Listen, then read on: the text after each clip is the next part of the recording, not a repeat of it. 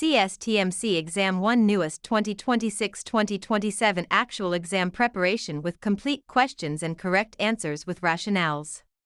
Question 1. CNS TMC Exam 1 Newest 2026-2027 Actual Exam Preparation with Complete Questions and Correct Answers with Rationales, already graded A+, brand. New version. A patient with severe ARDS with a pulmonary artery catheter in place is receiving mechanical ventilation via volume ventilator. The patient requires an FiO2 of 1.0 and PEEP of 22 cmH2O to maintain an adequate PaO2. On occasion, the patient becomes combative and tries to get out of bed. Each time this occurs, the high-pressure limit alarm sounds repeatedly and the SVO2 drops below 50%. The RT should recommend administering midazolam, versed. Administering midazolam, versed. Question 2. 36 hours after initiation of mechanical ventilation, a patient's chest X-ray shows dense bilateral infiltrates. The patient has gained 2.5 kilograms 5.5 pounds and the urinary output is averaging 28 milliliters per hour. Chest auscultation reveals fine crackles throughout all lung fields. Which of the following interventions would be appropriate at this time? 3. Yes/no/yes. 3. Yes/no/yes. Question 3. During the administration of an ultrasonic nebulizer with half normal saline, the RT notes the onset of inspiratory wheezes in the left lower lung field. The therapist should do which of the following? Terminate the treatment and obtain an order for a bronchodilator treatment. Terminate the treatment and obtain an order for a bronchodilator treatment. Question 4. Which of the following is indicated for hypotension that is unresponsive to fluid resuscitation? A vasopressor agent. A vasopressor agent. Question 5. A patient has just been admitted to the ED for an acute asthmatic attack. The physician has prescribed albuterol, Prevent, ipratropium bromide, Atrovent, and fluticasone, Flovent. Which of the following is the correct order of administration of these drugs? Albuterol, ipratropium, fluticasone. Albuterol, ipratropium, fluticasone.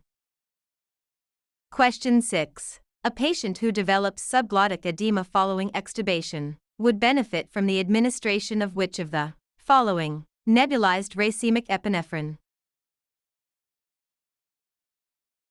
Nebulized racemic epinephrine. Question 7. While performing endotracheal suctioning on an intubated pediatric asthmatic patient, the RT observes that the patient becomes severely bronchospastic. The therapist should recommend endotracheal instillation of lidocaine, xylocaine, prior to suctioning.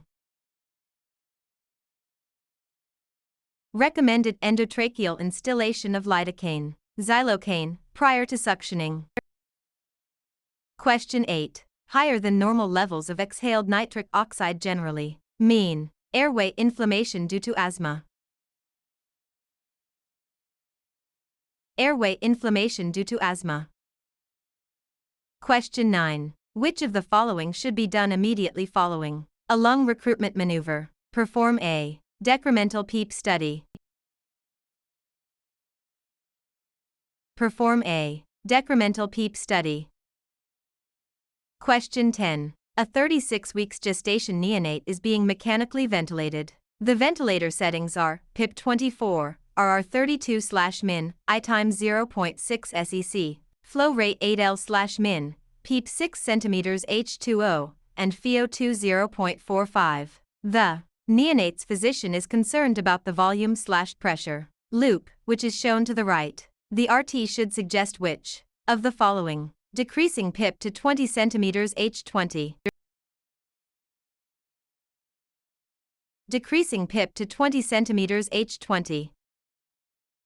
Question 11. The pressure and flow curves shown to the right were recorded from a mechanically ventilated patient receiving pressure control ventilation, PCV, using the pressure and flow curves. represented in A as the reference, which of the following best explains the change in the pressure and flow curves represented in B? Optimal inspiratory time has been achieved. Optimal inspiratory time has been achieved. Question 12. When the ventilator rate of a mechanically ventilated patient is decreased from 8/min to 6/min, the patient becomes agitated and the EtCO2 increases from 44 mm Hg to 51 mm Hg. Based on this change, the RT should conclude that alveolar ventilation has decreased. Alveolar ventilation has decreased. Question 13. The high respiratory rate and IE ratio ventilator alarms have activated on a mechanically ventilated adult patient who has a long history of chronic CO2 retention. Which of the following is most likely to occur as a result of this situation? Increased hyperinflation and air trapping. Increased hyperinflation and air trapping. Question 14. Which of the following will occur when the high pressure limit is reached on a volume ventilator? 3. No/yes/no. 3. No/yes/no. Question 15. While performing a ventilator check on a sedated and paralyzed patient, the RT notes that the mechanical rate is set at 12/min, but the total rate reads 16/min. The RT should adjust the sensitivity settings.